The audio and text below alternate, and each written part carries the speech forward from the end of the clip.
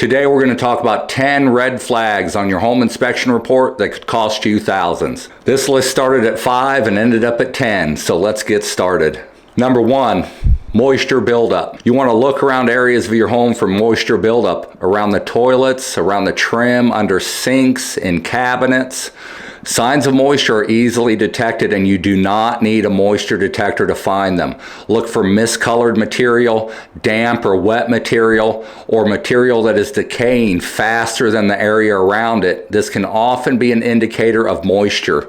Moisture is the slow killer. You don't even know this is going on until you have a problem that is out of hand and very expensive to fix. Number 2, mold and mildew. This is not always an indicator of moisture. This can be poor ventilation in your attic, in your crawl space, in your basement, not allowing enough circulation to get the heat and moisture out of the area to prevent mold and mildew. It's important to get this situation identified and fixed. We call it a mold-like substance. We are not the ones to determine if it is mold or mildew. You need to call in a mitigation service. You need to get the area cleaned, the situation fixed, and then monitor for any future mold or mildew buildup. This is a very unhealthy situation and you want to keep this out of your home and away from your family. Number 3 is bubbling drains. If you're pulling the stop on your sink or bathtub and it's draining slowly or bubbling as it drains, this can be an indicator of a full septic, a blockage in the drain pipe, or improper ventilation. If you're having this issue, you need to get your septic tank checked and a plumber to come out and verify that your system is vented properly and there's no blockage in the drain lines. Number 4 would be windows. Are they foggy, cracked, or is there moisture between the panes? This can also be an indicator of moisture penetrating or leaking in your home around the window frame or through the actual pane itself. You want to monitor this situation and make sure there's no water coming in, rotting your sills, or damaging your drywall. This will also severely limit the R value of your windows, making it difficult to heat and cool the area. So you always want to keep your windows in tip-top shape. Make sure they're not broken, cracked, or leaking. Weeds and landscaping. We do not want to go to your outdoor unit and see weeds growing all over it or it buried in landscaping. You need to maintain 3 to 5 feet of clear area around your outdoor unit. This will keep your unit from getting stressed out and overwhelmed, prematurely damaging your system and costing thousands of dollars.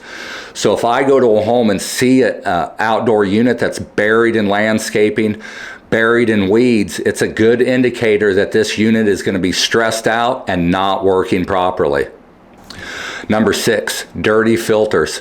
I do this in my house and I can almost guarantee you do too. You have got to change your filters. There is usually one in your return air and another one in the air handler, either in the basement or in the attic of your home, wherever your furnace is. You want to check these filters and make sure they're clean.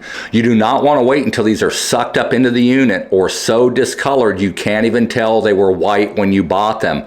This is very unhealthy and this will put a great deal of stress on your HVAC system. The roof and the shingles. If the shingles are curling and separating, this may not always be a cause of the contractor installing them improperly. Your attic could be improperly ventilated and building up too much heat during the summer, damaging your shingles. So when you look at a home, you always want to make sure the attic is ventilated and properly getting airflow through it, whether it is through a soffit ridge vent system or a gable vent with a powered vent added on. You do not want to see the two systems combined. If you have a ridge vent with a gable vent right next to it, oftentimes this will just circulate air between that smaller area and not pull it up from the soffit as it's supposed to be. Cracking and step cracks in your concrete or retaining walls. This is a good indicator that something's failing. Either there's not enough drainage behind the wall, maybe there's insufficient support as in a footer under the wall, and you're having issues. You want to identify the situation, guarantee the cause of the situation, and figure out how much it's going to cost to correct this situation before you purchase this home. your interior doors. If all your doors are hanging up, they're not closing, this is not always an indicator that the door just needs adjusted. This could be your foundation failing. It could be moisture intrusion causing the door to swell. This could even be a cause of termites affecting the structure. You want to investigate and find the cause of this situation. Is it poor installation, or is your door sagging, or your foundation in trouble? And last but not least, and we're not trying to offend anyone, but if you go into an $800,000 house and they're using bargain bin material from your local lumber supply store, you want to ask yourself, was this repair made as a long-term living condition, or was this a quick fix to cover up an issue with the house that they do not want you to know about?